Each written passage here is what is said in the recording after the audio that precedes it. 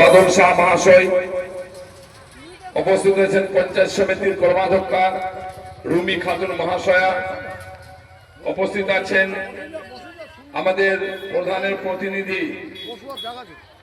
রাজা, উপপ্রধান মহাশয় এখানে উপস্থিত আছেন, আমাদের ব্লকের সহসভাপতি রাইহান আছেন, মহিলা সভাপতি এই ব্লকের নিরুফা আছে, আমাদের দলের চেয়ারম্যান এখানে উপস্থিত আছেন সম্মানীয় বৎসর সাহেব সহ আরো সকলে আছেন, আমাদের গ্রাম পঞ্চায়েতের সদস্য আছেন, ইনু সাহেব সহ এক্স উপপ্রধান এক্স প্রধান সকলে বাপ্পা আছে এখানে, সকলে এখানে উপস্থিত আছেন, আরো অনেকে, সবার নাম একসাথে নেওয়া যাচ্ছে না, অনেক নেতৃত্ব নিচেও আছেন, যেহেতু মঞ্চের চেয়ারের সংখ্যা কম, ছোট মঞ্চ, সেই কারণে সবাইকে একবার আমার আন্তরিক অভিনন্দন, শুভেচ্ছা, ভালোবাসা জানিয়ে ব্যক্তি কথা আপনাদের সামনে রাখতে চাইছি। ইতিমধ্যে আপনারা শুনেছেন আমাদের বক্তারা বিস্তারিত ভাবে আপনাদের সামনে তাদের বক্তব্য তুলে ধরেছেন। বর্তমান পরিস্থিতিতে আজকের দিনে দাঁড়িয়ে কেন মমতা ব্যানার্জির পাশে আমরা দাঁড়াবো, কেন তৃণমূল কংগ্রেসের জড়াফুল চিহ্নে ভোট দিয়ে চতুর্থবারের মতো মমতা ব্যানার্জিকে মুখ্যমন্ত্রী তৈরি করব, এ কথাগুলো আমাদের নেতৃত্বরা আপনাদের সামনে তুলে ধরেছে। একটা ভয়ঙ্কর পূব আকাশে কালো মেঘ সাইক্লোনের মতো ঝড় নিয়ে আসছে, কালো বৈশাখীর ঝড়। আমরা দূর থেকে দেখতে পাচ্ছি যে একটা কালো বৈশাখীর ঝড় গুজরাটের মাটি থেকে, দিল্লির মাটি থেকে মোদী নামক, অমিত শাহ নামক সাইক্লোন পশ্চিমবঙ্গের বুকে আছড়ে পড়তে চাইছে।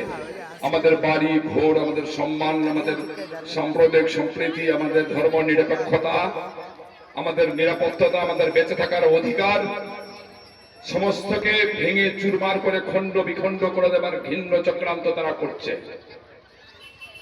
আমরা লক্ষ্য করে দেখছি শুধুমাত্র পশ্চিমবঙ্গের ক্ষমতা দখলের লোভে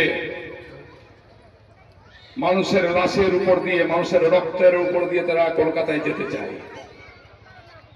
বিভিন্ন পরিকল্পনা করে তারা আজকে পশ্চিমবঙ্গের ক্ষমতাটাকে দখল করতে হবে, এই স্বপ্ন তারা দেখছে। আমাদের মনে আছে, আপনাদেরও মনে আছে, 2021 সালের নির্বাচনে এইভাবে দিল্লি থেকে উড়ে আসা নরেন্দ্র মোদী সাহেব, অমিত শাহ, যোগী আদিত্যনারায়ণ মুখ্যমন্ত্রী, অসংখ্য মুখ্যমন্ত্রী, অসংখ্য কেন্দ্রীয় মন্ত্রী পশ্চিমবঙ্গের বুকে যাতায়াত শুরু করেছিলেন এবং তারা স্বপ্ন দেখেছিলেন যে 2021 সালে মুখ্যমন্ত্রী তৈরি করবেন বিজেপি এবং পশ্চিমবঙ্গের বাঙালিকে মেরুদণ্ডটাকে ভেঙে দিয়ে এখানে একটা গুজরাটের মতো, উত্তরপ্রদেশের মতো, রাজস্থানের মতো, উড়িষ্যার মতো একটা মানুষ বিরোধী, জনবিরোধী, মহিলা বিরোধী, যুবক বিরোধী, কৃষক বিরোধী সরকার গঠন করবেন। স্বপ্নটা কেন দেখেছিলেন? যেভাবে গুজরাটের সরকার হয়েছে, যেভাবে উত্তরপ্রদেশ সরকার করেছেন, তারা স্বপ্ন দেখেছিলেন অঙ্ক বসে। তারা দেখেছিলেন যে পশ্চিমবঙ্গের বুকে এখানে দুটো সম্প্রদায়ের মানুষ বাস করে।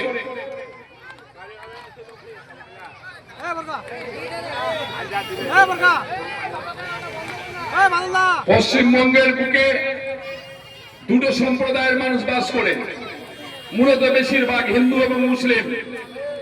আমাদের পশ্চিমবঙ্গে প্রায় 72% হিন্দুর বাস, পশ্চিমবঙ্গে 28% মুসলমানের বাস।